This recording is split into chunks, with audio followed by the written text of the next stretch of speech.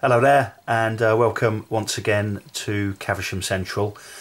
In this video I'm going to show you progress which has been made thus far on the new TMD area. There's been a fair bit of work going on, so really it's just a few sort of bits and few clips really which just sort of chart progress so far. So I hope you like what you see. Enjoy. So as you can see, I've now removed the old Depo area, and I'd originally made that out of polyfiller. So actually, because I lay cork underneath on top of all of the baseboards, it was actually quite easy to take up. It was a lot easier than I thought it might have been. So let me show you the stuff I've been up to. Let me just zoom in here. Okay, so as you can probably see, I've replaced what was a point here with just a straight piece of track running through, which now creates a little bit more space for the fuel storage units. I have laid cork here on the old sort of half of the depot area. I've yet to lay it on this side, and that's really because I need a slightly different thickness of cork. There's a slight variance in the height between the two sides, testament to my woodworking skills. Anyway, so I need to just get some thinner cork for this side, and then as you can see, really I've started to try and plan out where the track is going to go. At the moment, my thoughts are that these two lines here will continue along into the larger depot unit, which is the one just here, and I'm going to be putting in these Pico inspection pits into the depot building itself.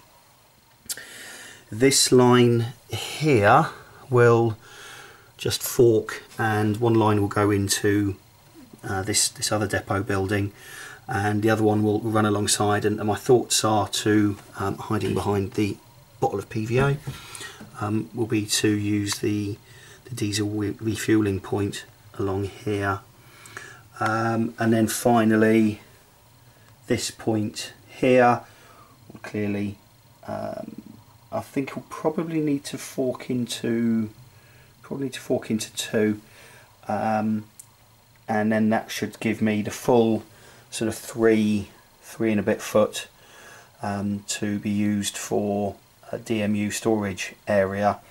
I think what I'm probably going to do is the two central lines here will probably end about here, which then leaves me quite a lot of space behind for scenic work. I don't really want to have the track going right up to the end of the boards. I think just a bit of space to do some scenic stuff will be quite good. So that's the work so far. I'm using the model rail recent issue, in fact I think it's the current issue, about building a diesel depot as my sort of reference point, and it's been quite useful to have that. So yeah, that's been really good. So the next job then is to, as I say, just get some thinner cork to put underneath the lines, and then I think just finally work out where the lines are going to be going. I've been out and bought myself some of these Pico pre-wired droppers, and I'll be using those to just ensure there's plenty of power to the line, you know, giving us quite a few points around.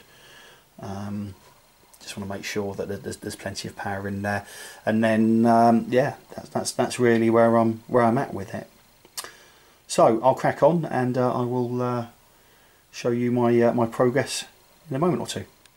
Okay, so I've started to actually secure some of the track in place. I've now got a fairly good idea of where all the different lines are going to go to.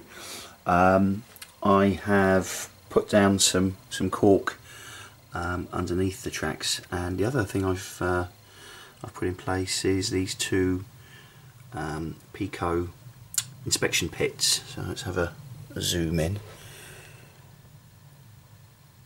There we go. Okay. These I think are a really good little little kits. Bought 2 of them, and very easy to assemble, and all you have to do is cut a space in the baseboard, and they just drop in there. Now they actually come complete with rails that you can put in, but actually what I decided to do was to just take another, I think it's a double straight of Pico track, and just remove some of the sleepers. So the point is that what you don't get is any joins in the rail. So I think that should work quite a bit better from a point of view of just the the electrical conductivity.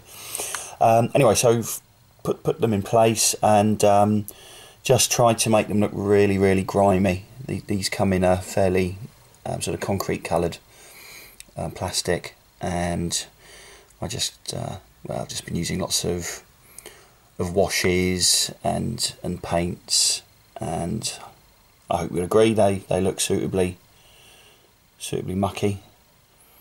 I wouldn't want to spend too much time down there if I was a worker. Anyway, so they're in place, and the idea is that it'll be within this building here. What I also now need to do, in addition to laying the rest of the lines, is to start to put the hard standing concrete in place. So I think what I'm going to use for that will be just some mounting card, and make sure I get it the right height so that it will fill in the gaps and come up to the right height between the tracks.